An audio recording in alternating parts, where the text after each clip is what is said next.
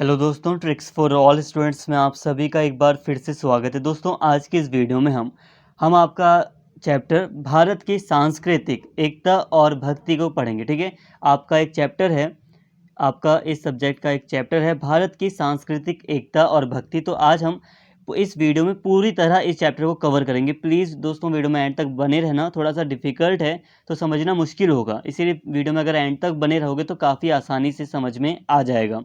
उम्मीद करता हूँ आप वीडियो में एंड तक बने रहेंगे। तो चलिए दोस्तों, बिना देरी के अपने टॉपिक को, अपने चैप्टर को शुरू करते हैं। थोड़ा सा नाम समझा देता हूँ, आखिर चैप्टर का नाम क्या है, क्योंकि नाम के अकॉर्डिंग अगर हम बात करें ना यहाँ पे टॉपिक की, तो आपको थोड़ा सा अजीब लगेगा। लेकिन इसलिए मैं आपको थोड़ा सा यहाँ पे टॉपिक समझा देता हूँ, चैप्टर का नाम समझा देता हूँ, ताकि सारी चीज़ें आपको थोड़ी समझ में आए, आप कनेक्ट कर पाएँ। देखो, भारत की सांस्कृतिक एकता और भक्ति। अब भक्ति जो थी वो दक्षिण भारत में भक्ति का जन्म हुआ था, लेकिन दक्षिण भारत से जो भक्ति का विचार था वो उत्तर भारत में फैला और पूरे भारत में इस तरह भक्ति का विचार फैला था। तो इस तरह भक्ति के कारण बहुत सारी सांस्कृतिक एक रूपता भी दिखी गई। हालांकि भारत में सांस्कृतिक विविधता बहुत ज़्यादा है, लेकिन जब भक्ति के विचार जो कि दक्षिण में फैले थे, अब वो पूरे भारत में जब फैल जाते हैं तो इससे भारत में एक सांस्कृतिक एकता स्थापित होती है। सांस्कृतिक समरूपता वैसे नहीं होती, बट एकता ज़्यादा होती है। एकता का मतलब कि पूरा जो भारत होता है वो एकजुट हो जाता है। ठीक है, समरूपता तो नहीं है, अभी भी हम देखते हैं विविधता है संस्कृति में। हमारी भाषा अभी भी हम कहें तो हिंदी भाषा तमिल वगैरह में, तमिलनाडु वगैरह में नहीं बोली जाती। तो विविधता है, डाइवर्सिटी है, लेकिन फिर भी भक्ति आंदोलन के कारण भारत में एक सांस्कृतिक एकता आती है। ठीक है, अभी अब हम इसे पूरा जब चैप्टर पढ़ लेंगे तो ये बात हमें समझ में अच्छे से आ जाएगी। तो यहाँ पे मैंने हल्का सा आपको चैप्टर का नाम समझाने की कोशिश की। अब डायरेक्टली अब टॉपिक पर आते हैं। तो भारतीय भक्ति आंदोलन की जड़ें भारतीय समाज और संस्कृति में बहुत गहरी हैं। यह जड़ें लोकमानस और उसकी संवेदना के साथ गहराई से जुड़ी हैं। मध्यकाल में भक्ति संपूर्ण भारतीय समाज को सांस्कृतिक रूप से एकता के सूत्र में बांधती है। समाज के सभी वर्ग और ईश्वर के प्रति उनके मनोभावों से भक्ति का विराट फैलाव भारतीय संस्कृति का व्यापक चित्र प्रस्तुत करता है। तो यही कहा जा रहा है दोस्तों, जो भक्ति जो आंदोलन रहा है वो भारतीय समाज और संस्कृति में बहुत गहराई से जुड़ा हुआ है। ठीक है, भक्ति आंदोलन ने क्या किया, समाज में, भारतीय समाज में एक सांस्कृतिक एकता स्थापित की, भारत को एक सूत्र में बांधा संस्कृति के मामले में। कैसे, जो भक्ति का विचार है तो उसमें उसके जो तौर तरीके हैं उसमें काफ़ी सिमिलरिटीज़ आई और इस तरह से पूरा भारत एक सांस्कृतिक एकता के सूत्र में बंध गया। विविधता, डाइवर्सिटी अभी भी है, लेकिन सांस्कृतिक एकता, ठीक है, विविधता का मतलब ये नहीं कि एकता मतलब एकता नहीं होगी, विविधता का मतलब ये नहीं कि एकता नहीं होगी, विविधता के साथ भी एकता हो सकती है। तो भारतीय समाज में हम सांस्कृतिक रूप से एक एकता को देखते हैं, एक एकता को हमें दिखाई देता है। वो कैसे कैसे भक्ति के कारण। भक्ति आंदोलन की यह विशिष्टता है कि अलौकिक चिंतन की धारा में लौकिक समाज और उसकी प्रतिबद्धता कहीं भी पीछे नहीं छूटती, बल्कि यह सामाजिक चेतना और जागरण के स्वर के रूप में मुखरित होती है।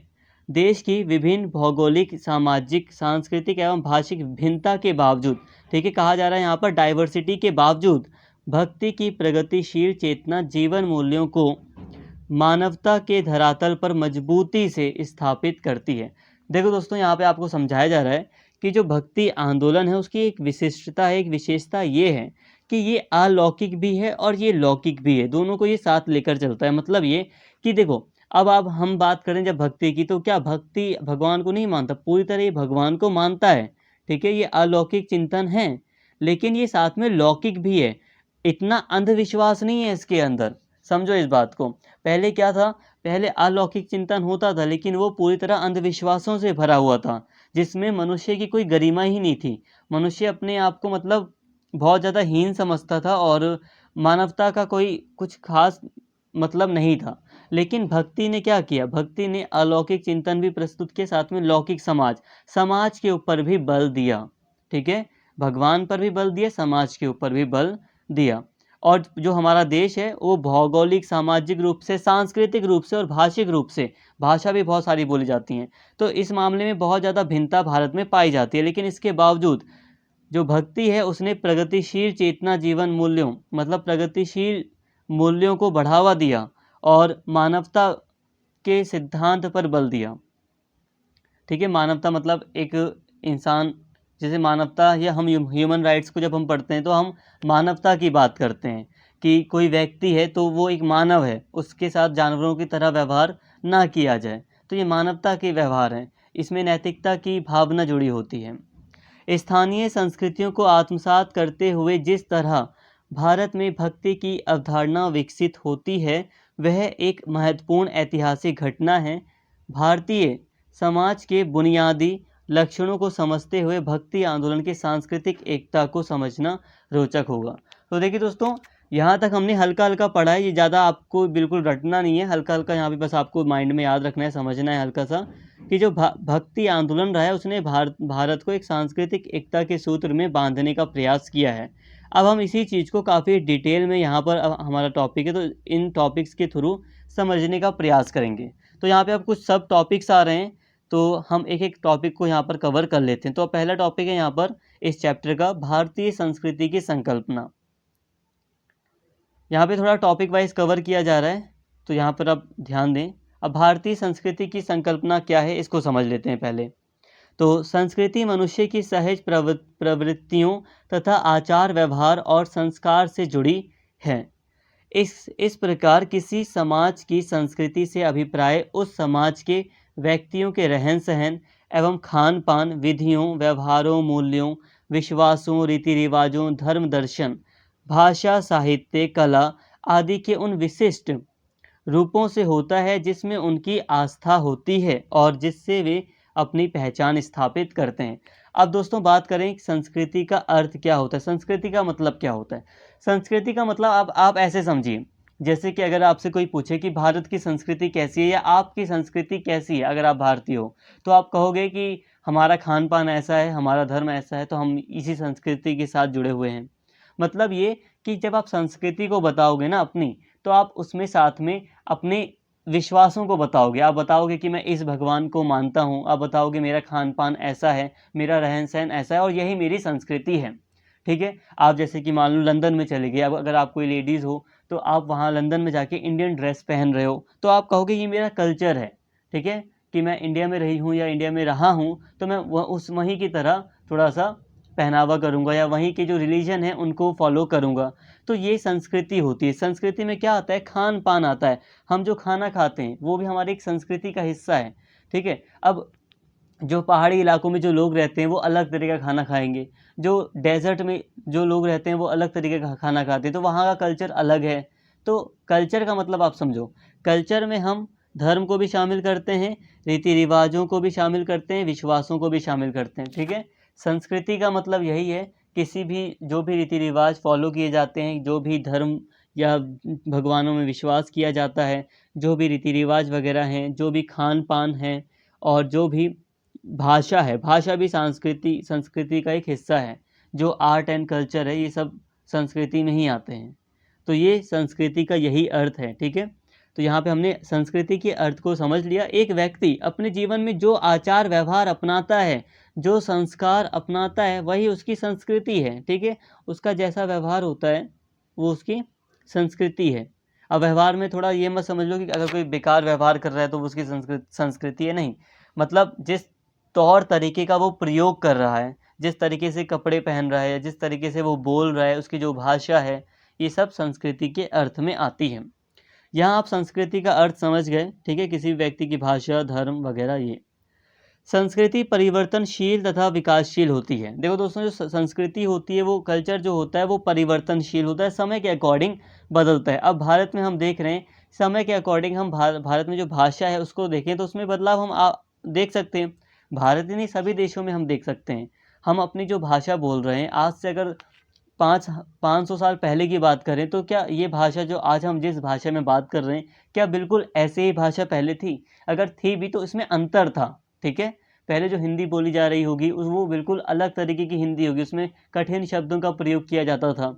लेकिन अब हम बहुत ईज़ी शब्द प्रयोग कर रहे हैं, हम इंग्लिश शब्द का भी प्रयोग कर रहे हैं अपनी भाषा में। तो ये क्या है, हमारी संस्कृति परिवर्तनशील है, ये हमें दर्शा रही है ये बातें, ठीक है। संस्कृति विकासशील होती हैं। अब हम अपनी संस्कृति में कई नई-नई चीज़ों को अपना लेते हैं, दूसरे कल्चर के कुछ तौर तरीकों को अपना लेते हैं।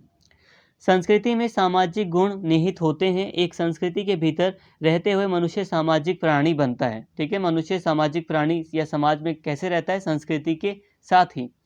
संस्कृति मनुष्य के आंतरिक विकास, संस्कृति मनुष्य का विकास करती है, उसकी उन्नति करती है, उसका सामाजिक व्यवहार है संस्कृति।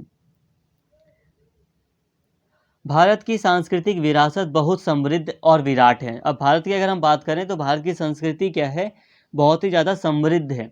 यहाँ कई समुदाय और जीवन पद्धतियाँ, यहाँ बहुत सारी जीवन पद्धतियाँ हैं, कई सारे संप्रदाय हैं, समुदाय हैं।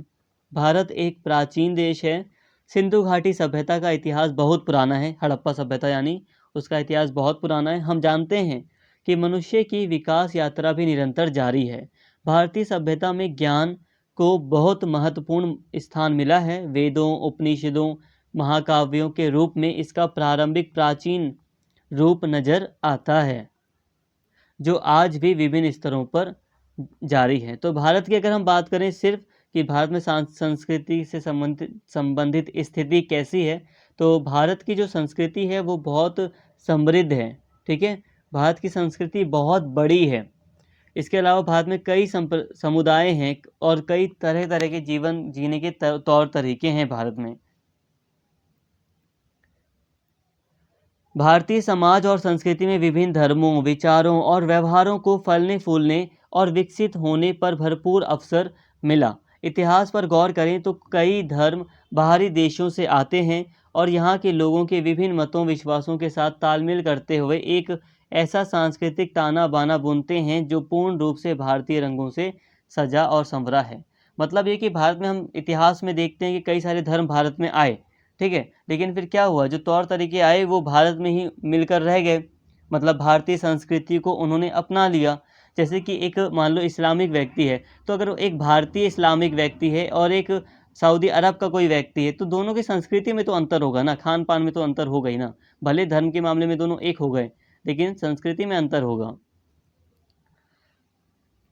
जहाँ विश्व की अनेक प्राचीन सभ्यताएं नष्ट हो चुकी हैं, वहाँ भारत की सभ्यता और संस्कृति हजारों वर्षों से अक्षुण्ण है, मतलब बनी हुई है। वास्तव में भारत का सांस्कृतिक इतिहास एकता और समन्वय की कहानी है। देखो दोस्तों, भारत की अगर हम बात करें तो भारत की सभ्यता बहुत प्राचीन समय से चली आ रही है। भारत की जो संस्कृति रही है बहुत ही प्राचीन समय से चली आ रही है और अभी भी फॉलो पूरी तरह होती है। तो यहाँ पे यही कहा जा रहा है कि बहुत सारी सभ्यताएं रही हैं विश्व में जो नष्ट हो चुकी हैं, उसके हमें अब कोई तत्व देखने को नहीं मिलते, उसकी संस्कृति वगैरह हमें देखने को नहीं मिलते। लेकिन भारत में बहुत सारे तत्व थे भारतीय संस्कृति के प्राचीन टाइम पर, वो आज भी हमें देखने को मिलते हैं। हालांकि आप हड़प्पा सभ्यता की बात करें अगर हम, तो हड़प्पा सभ्यता नष्ट हो चुकी है, लेकिन हड़प्पा सभ्यता में जो सांस्कृतिक तौर तरीके थे उन्हें भारतीय समाज में कहीं ना कहीं आज भी फॉलो किया जाता है। कुछ तौर तरीके ऐसे थे जो हड़प्पा सभ्यता के जो आज भी फॉलो होते हैं। भारत में विभिन्न धर्म, भाषा, संस्कृति की विविधता है। भारतीय संस्कृति की एक विशेषता यहाँ है कि यहाँ इतनी विविधता के बावजूद सांस्कृतिक एकता भी मौजूद है। कश्मीर से कन्याकुमारी यानी कि उत्तर से दक्षिण तक तथा गुजरात से लेकर मिजोरम तक विभिन्न जाति समुदाय मिलजुल कर रहते हैं। इन विभिन्न स्थानों की अपनी अलग अलग भौगोलिक विशेषता है। उसी के अनुसार उनका खान पान, रहन सहन, पहनावा, त्यौहार, विश्वास, परंपराएं भी अलग अलग हैं। सांस्कृतिक एकता का सूत्र इन्हें राष्ट्रीय एकता में बांधे रखता है। सांस्कृतिक एकता का सूत्र इन्हें राष्ट्रीय एकता में बांधे रखता है। इसको समझो, यही चैप्टर आपको बताना चाह रहा है। अब भारत में सांस्कृतिक एकता है, भले ही संस्कृति में बहुत ज़्यादा अंतर है, लेकिन फिर भी लोग मिलजुल कर रहते हैं और इसी के कारण भारत में एक राष्ट्रीय एकता बनी हुई है। अभी लास्ट में और भी समझेंगे इसे डिटेल में। अब आगे बढ़ रहे हैं, अब बात करते हैं भारत में धार्मिक विविधता की। तो नॉर्मली दोस्तों अभी हमने समझ ही लिया है, ये टॉपिक ईजी है काफ़ी, कि भारत में जो संस्कृतियाँ वगैरह रही हैं उसमें बहुत ज़्यादा अंतर है और उसी तरह भारत में जो धर्म वगैरह के मामले में अगर हम बात करें तो कई धर्म के समुदाय भारत में रहते हैं और धर्म के मामले में भी काफ़ी विविधता भारत में पाई जाती है, डाइवर्सिटी पाई जाती है। भारत में धार्मिक विविधता के नज़रिए से देखें तो भारत में 8 बड़े धार्मिक समुदाय हैं और आदिवासी समुदाय के अपने धार्मिक विश्वास हैं। अब भारत में कई सारे आदिवासी समुदाय भी हैं जिन्हें हम शेड्यूल्ड ट्राइब्स वगैरह के नाम से भी जानते हैं, ठीक है। तो इनके अपने अलग ही विश्वास हैं और बहुत, अगर हम बड़े लेवल की बात करें तो धार्मिक समुदाय 8 बड़े धर्म के लोग भारत में रहते हैं। हिंदू, मुस्लिम, सिख, ईसाई, बौद्ध, जैन, पारसी और यहूदी आदि प्रमुख धार्मिक संप्रदाय या समुदाय हैं। इन धार्मिक समुदायों को नज़दीक से देखें तो इनमें भी कई संप्रदाय मौजूद हैं।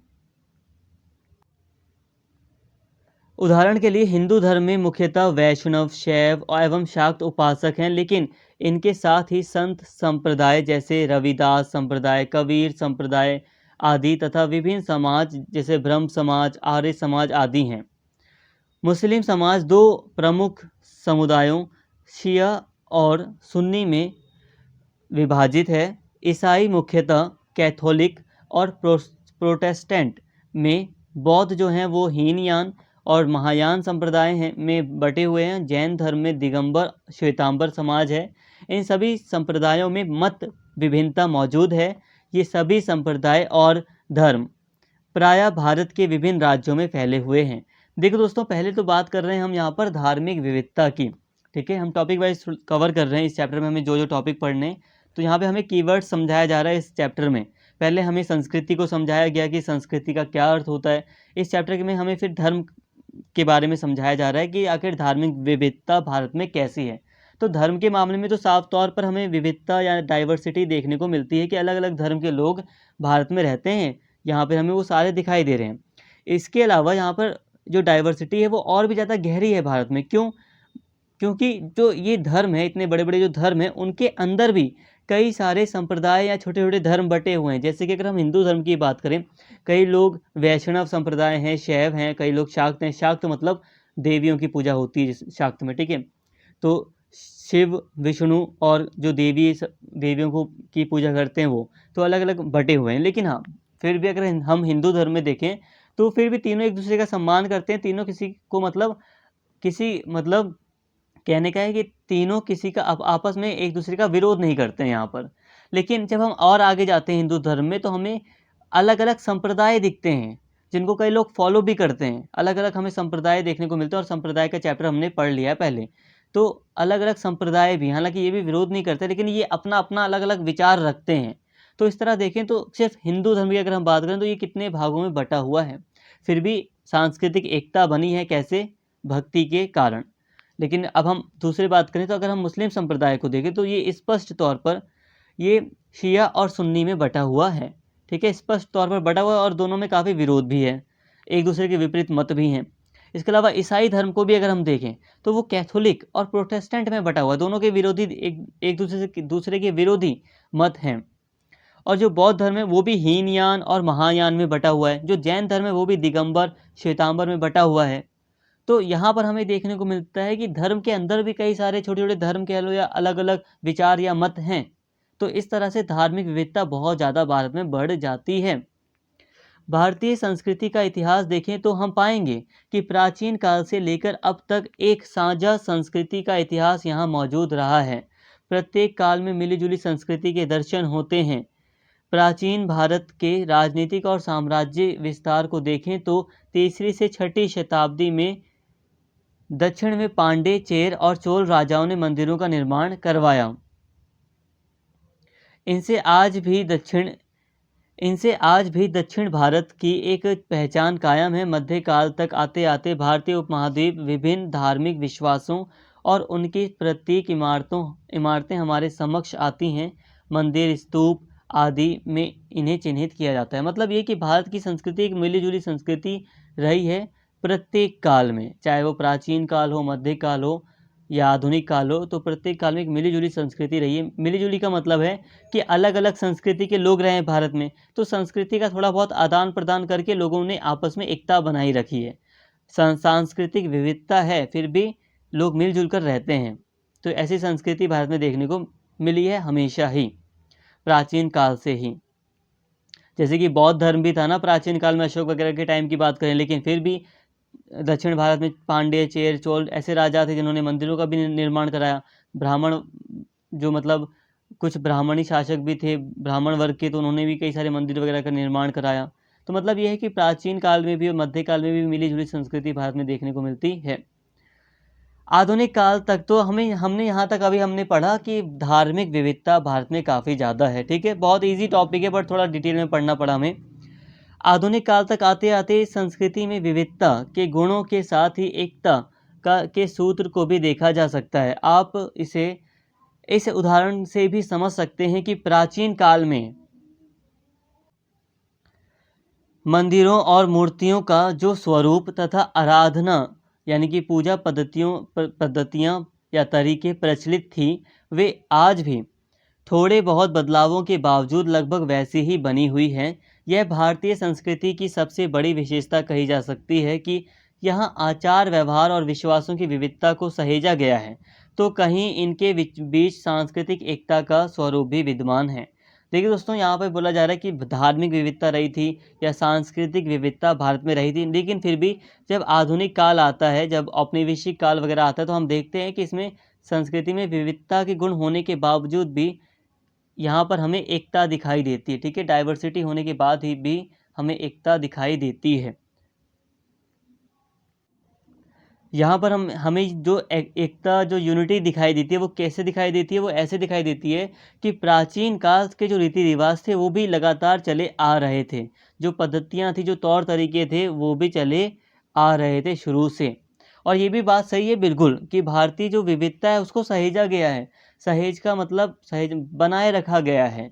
आप खुद देखिए, जो इतने प्राचीन टाइम पर जो इतने, जैसे कि अगर हम बात करें हड़प्पा सभ्यता की, तो लिंग और योनि की पूजा की जाती थी हड़प्पा सभ्यता में। तो आज शिवलिंग वगैरह की हम पूजा करते हैं, तो कितने पुराने समय की चीज़ आज भी चली आ रही है।